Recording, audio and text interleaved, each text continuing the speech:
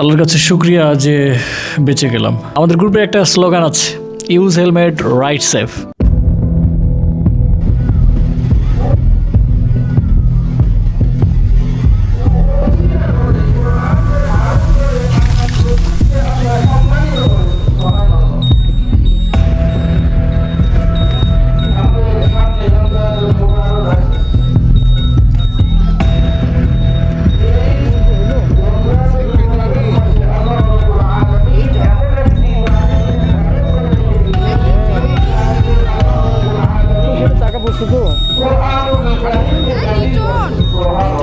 ও হ্যাঁ আপু, ভালো আছেন? কেমন করে পড়লাম? ওইখানে চাকা স্লিপ করছি,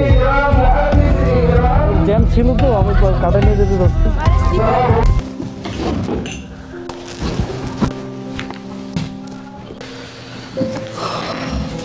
আল্লাহর কাছে শুকরিয়া যে বেঁচে গেলাম। আসলে বড় বিপদ ছোট বিপদের উপর দিয়েই কিন্তু পার হয়। সো চাইলে বড় কিছু হতে পারতো। আল্লাহ তাআলার কাছে শুকরিয়া যে কোনো কিছু হয়নি। অ্যাকচুয়ালি আমার হাতে তো গ্লোভস পরা ছিল, নতুবা হাতের এই দুইটা মনে হয় হালকা করে একটু সেলে যেত। সব মিলাই আলহামদুলিল্লাহ। আসলে যখন আমি প্রথম বাইক কিনি তখন তো আমার বাইকে লুকিং গ্লাস ছিল না, তারপর হেলমেট ইউজ করতাম না, গ্লোভস তো প্রশ্নই আসে না। অ্যাকচুয়ালি এই বিষয়গুলো ইউজ করার পিছনে মোটামুটি অবদান রাখে আমাদের গ্রুপের অ্যাডমিন মোহাম্মদ মাসুদ রানা জয় ভাইয়া। আসলে আমি গ্রুপে যখন জয়েন করি তখন প্রথম সাক্ষাতে ওনার সঙ্গে বাইকের লুকিং গ্লাসই ছিল না আমার।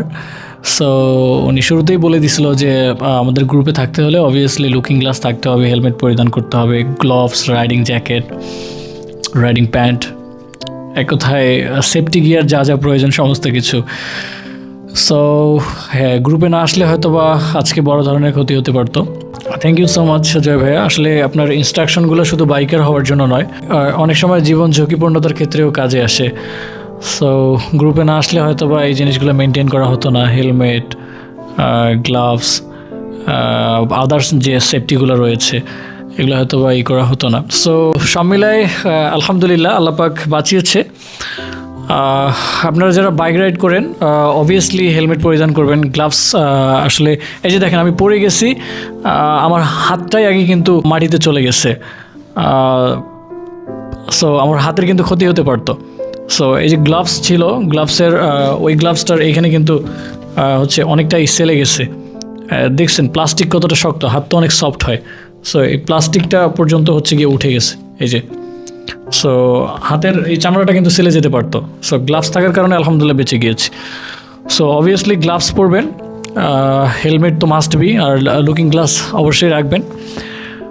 আমাদের গ্রুপে একটা স্লোগান আছে, use helmet, ride safe. So use helmet, ride safe. Thank you.